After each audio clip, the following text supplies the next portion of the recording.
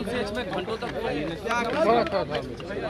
देखिए, सिर्फ कुर्दी ही नहीं, अभी जानकारी प्राप्त हुई कि सीतामढ़ी में भी 11 साल की बच्ची के साथ दुष्कर्म हुए हैं। ये पूरे बिहार में कोई ऐसा जिला नहीं जहां इस तरह की घटनाएं ना हो।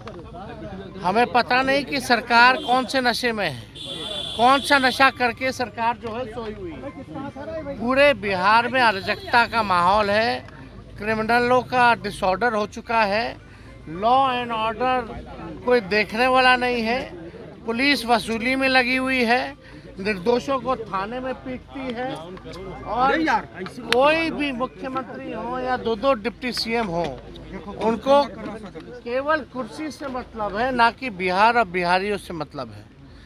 पूरी तरीके से घटनाएं बढ़ रही हैं, हत्या हो रही है, लूट हो रहा है, अपहरण हो रहा है।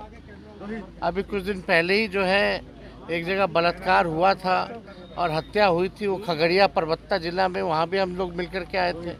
पूर्णिया में बलात्कार हुआ, अभी सीतामढ़ी में सुनने आ रहा है कि 11 साल की बच्ची के साथ गैंग रेप हुआ है, कुर्दी में हुआ ही हुआ, और ख़ास तौर पे मुजफ्फरपुर जिला में तो इतना क्राइम बढ़ गया। वो वही जिला है बालिका गृह वाला।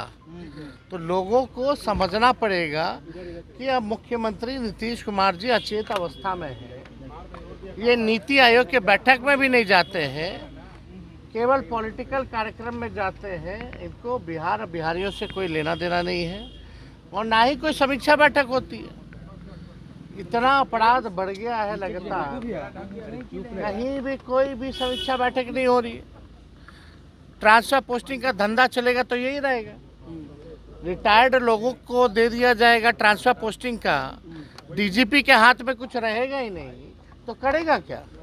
तो ये पूरी तरीके से सिस्टम एकदम नकारा हो चुकी है, सीएम एकदम थका हारा हो चुके हैं, बिहार इन लोगों से चल नहीं रहा है।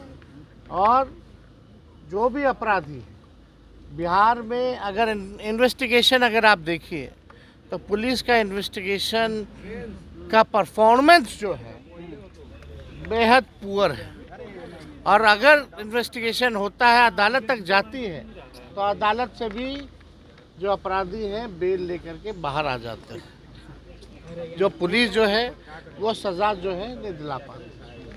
भ्रष्टाचार का अलग केस चल रहा है ईडी और सीबीआई में, कौन कौन अधिकारी है, कौन कौन मंत्री है, लेकिन खबरों में नहीं रहता है। बिहार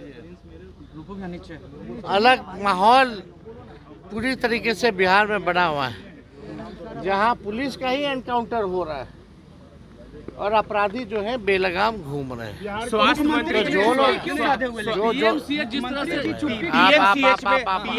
जो समझ गया, कुछ दिन पहले ही हमको चुनौती दिया जा रहा था कि आइए मैदान में हम से फरिया लीजिए और डिबेट कीजिए।